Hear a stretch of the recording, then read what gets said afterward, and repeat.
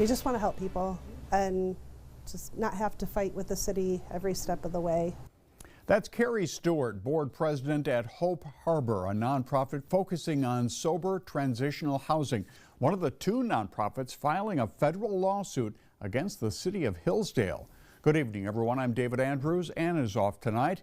It all started with a citywide camping ban in Hillsdale in 2023, leading to the demolition of a homeless encampment. This lawsuit claims the city is illegally interfering with efforts to address homelessness in that community. News 10's Jaden Hawkins has the story.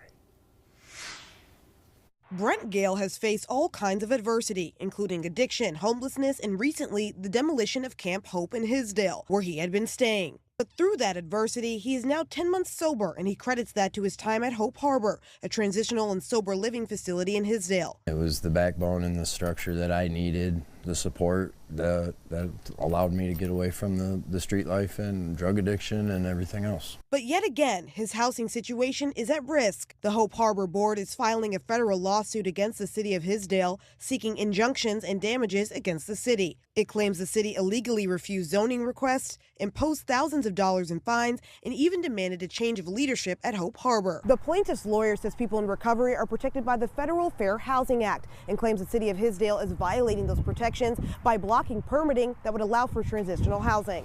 It's a modest request for a modest purpose that will make an enormous difference in the lives of people who suffer. Gale says he hopes the city can see the importance and impact of Hope Harbor. They don't need abandonment. They don't need petty codes telling them that they have to be homeless and then penalizing them for being homeless. All that wears on the mental mindset of a human being, and it all just comes back to I would like them to learn to open their eyes and realize that everybody's human.